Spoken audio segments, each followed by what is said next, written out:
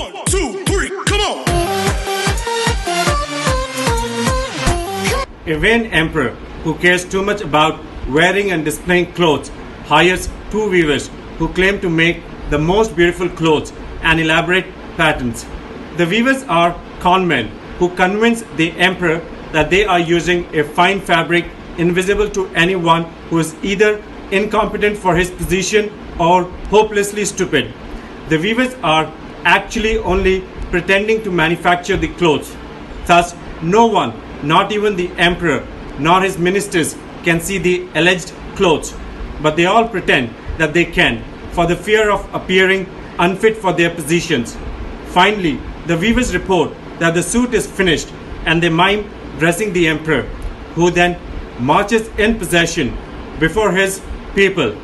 The townsfolk uncomfortably go along with the pretense, not wanting to appear incompetent for their positions or stupid. Finally, a child in the crowd blurts out that the emperor is wearing nothing at all, and the cry is then taken up by others. The emperor realizes the assertion is true, but continues the procession. Emperor's new clothes is a tale of an entire kingdom that ignores the obvious for the fear of judgment, only to be called out by a child. Hi everyone, today I'm going to talk about, is fear a good leadership strategy? Have you ever noticed something not right at work? Maybe your supervisor has made a mistake in a presentation, but he or she has a reputation for being harsh. So instead of pointing anything out, you go along quietly, afraid to rock the boat. Unfortunately, many bosses think fear is a good leadership strategy. While the atmosphere that this creates is no picnic, there can be far worse consequences. When leaders use fear to motivate, people can turn to extreme and sometimes dangerous methods to get the job done. Take the employees at Wells Fargo. In 2015, Wells Fargo was the leading bank in America thanks to its community banking division's impressive sales.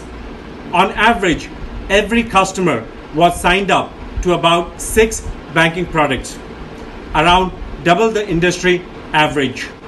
But as it turned out, these impressive figures were the result of sketchy sales tactics.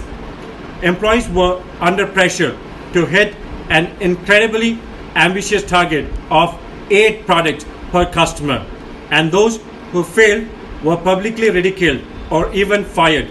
Scared of speaking up about the unrealistic targets, they instead opened accounts for customers without permission or lied about certain products being package deals. 2 million accounts and credit cards were set up this way, and when the practice was discovered, the scandal cost Wells Fargo $185 million in settlements.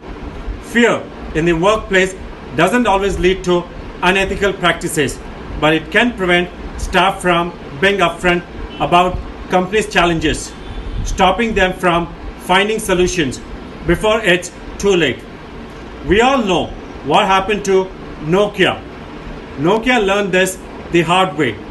During the 1990s, it was the top cell phone manufacturer globally, but by 2012, it had lost this spot along with over 2 billion and 75% of its market value. How did this happen? Well, in 2015, Graduate Business School, INSEAD, published a study of the company's fall, revealing that Nokia's executives didn't communicate openly about the threat from emerging competitors like Apple and Google. At the same time, managers and engineers were afraid to tell their bosses that the company's technology couldn't compete in an evolving market. As a result, Nokia missed the opportunity to innovate and soon became irrelevant. Businesses like Nokia and Wells Fargo are cautionary tales for any leader who thinks fear is the best way to get the most out of their teams. So, if fear has taken root in your workplace, the first step is Creating psychological safety is to root it out for good. A fearless workplace starts with reframing failure and redefining the boss's role.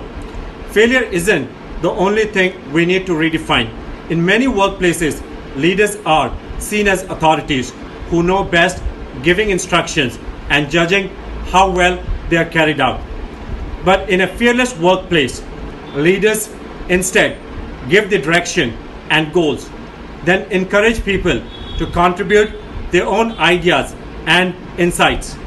When leaders are curious and admit that they don't know everything, people are encouraged to speak up. We have all heard the phrase, no one likes a know it all. They are so annoying. However, when the know it all is your boss, they are not so much annoying as they are intimidating. Leaders who think they know everything intimidate people out of expressing ideas and opinions. And so, a key component of a fearless workplace is a boss who openly says that they don't have all the information or all the ideas. This makes it clear that they are open to learning and hearing from others.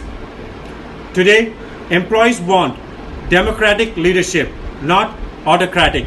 We live in the age and time of 365-degree feedback. It is very important that each one of us should be aware of how our actions are perceived by our teams, as their perception is our reality and we cannot separate one from the other. Signing off, your host and host, Venkatesh Sangsani. Take care.